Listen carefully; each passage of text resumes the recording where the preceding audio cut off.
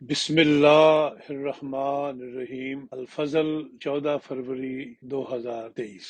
جاگ سحر آئی ہے از پروفیسر مکرم نصیر احمد حبیب صاحب لندن۔ برکینا فاسو کے جانثاروں نے ایک تاریخ رقم کر دی، اس سلام کی حرمت کی خاطر جو مولائے کل ختم الرسل حضرت صلی اللہ علیہ وسلم نے اپنے روحانی فرزند کو بھجوایا تھا، اور ارشاد فرمایا تھا کہ خواہ تمہیں برف کے تودوں پر بھی چل کے جانا پڑے تو تم میرا یہ سلام پہنچا دینا۔ اس پیغام کی حرمت کی خاطر 9 احمدی ایک ایک کر کے شہید ہو گئے۔ سکوت بغداد کا سانحہ امت مسلمہ پر ایسا کوہ ستم بن کے ٹوٹا جس کی مثال تاریخ میں نہیں ملتی۔ 1000 شخص جن پر سلطنت کے متعلق دعویٰ کا گمان تھا، ان سب کو دیوار میں چن دیا۔ وہ بی بی جس کا نام نسیم بی بی رکھا تھا، ایک گلی میں اس حالت میں دیکھی گئی کہ کتے اس کا لہو چاٹ رہے تھے۔ از رسالہ حقائق الفرقان جلد 4 صفحہ نمبر 462۔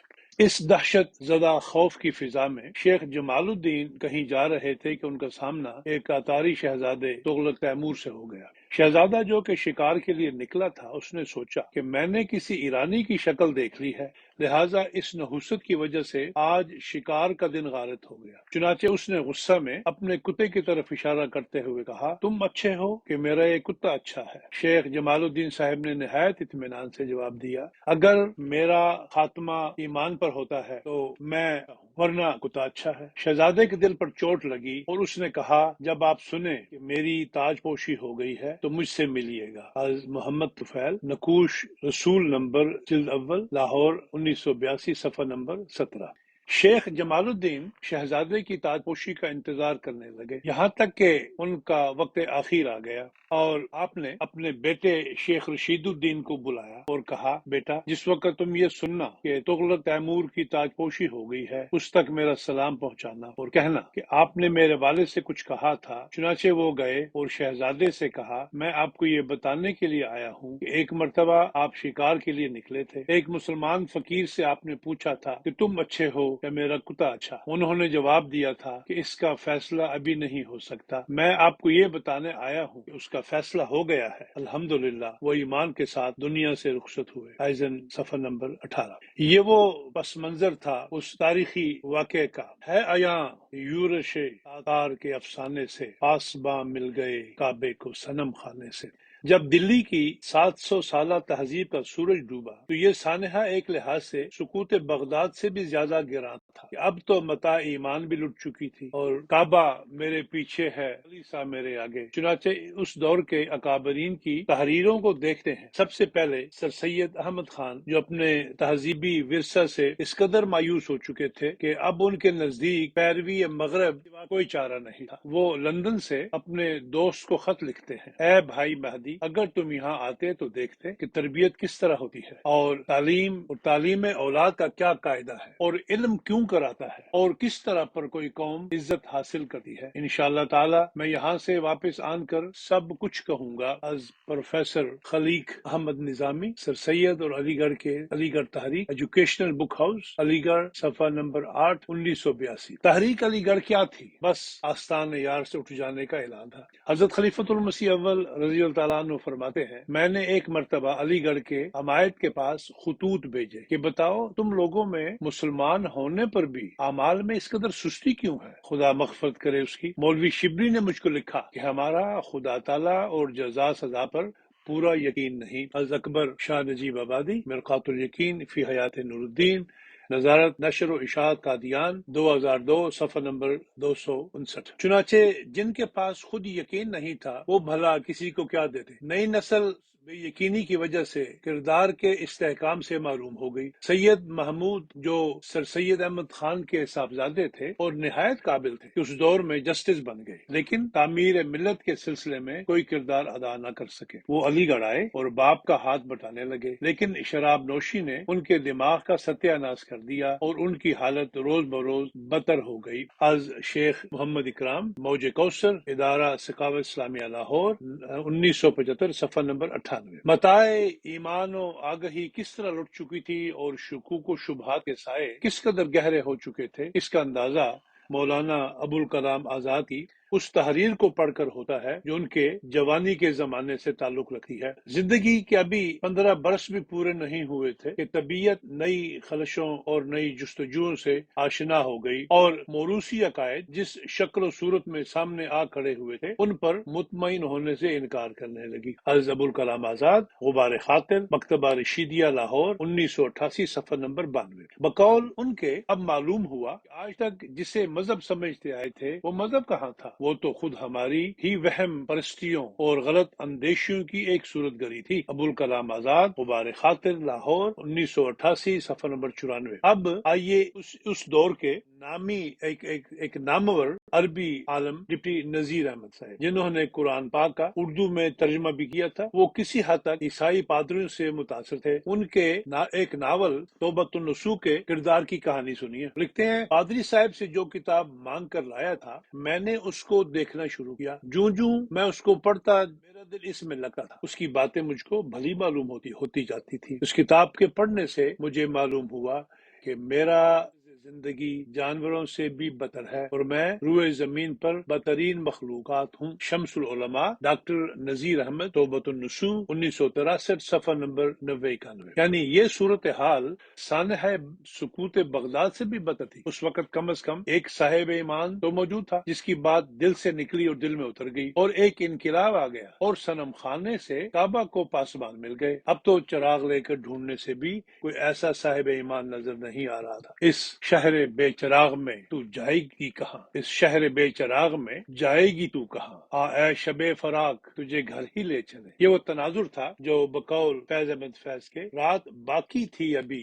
جب سرے بالی آ کر چاند نے مجھ سے کہا جاگ سحر آئی ہے۔ چنانچہ مہتاب لب اور اعلان کیا کا مذہب صرف اسلام ہے اور سچا خدا بھی وہی خدا ہے جو قرآن نے بیان کیا، اور ہمیشہ کی زندگی اور ہمیشہ کی روحانی زندگی والا نبی اور جلال اور تقدس کے تخت پر بیٹھنے والا حضرت محمد مصطفیٰ صلی اللہ علیہ وسلم ہے۔ تریاق القلوب، روحانی خزائن، جلد نمبر 15، صفحہ نمبر 141۔ آپ نے نہ صرف یہ اعلان کیا بلکہ اپنے انفاس قدسیہ سے یہ حقیقت دلوں میں اس طرح راسخ کر دی کہ پاک روحیں اس پیغام کی ترویج کے لیے عالم میں جذب و شوق سے آگے بڑھی اور ہر ایک خطرہ سے بے پرواہ ہو گئی، اور سر مقتل پر بھی اس پیغام کی صداقت پر گواہی دی کہ سرداد نداد دست در دست یزید۔ چنانچہ شہزادہ عبداللطیف شہید رضی اللہ عنہ کے بارے میں فرینک مارٹن لکھتا ہے، واقعہ یہ ہے کہ سزائے موت بھی ان کے اس یقین کو متزلزل نہیں کر سکا کہ ان کے ہادی ایک سچے نبی تھے۔ Frank a Martin, under the absolute Amir, London, new York, 1907، page 202۔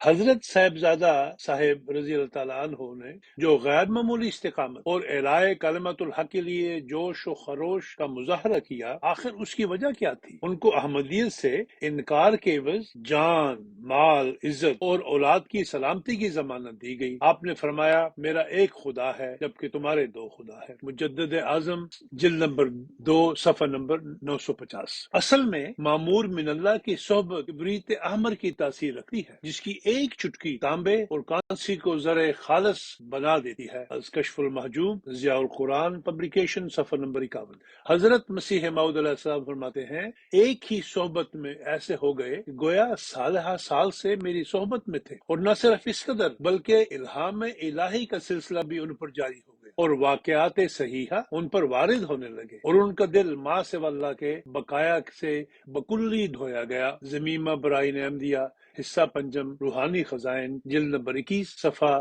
329 اور 330، حاشیہ۔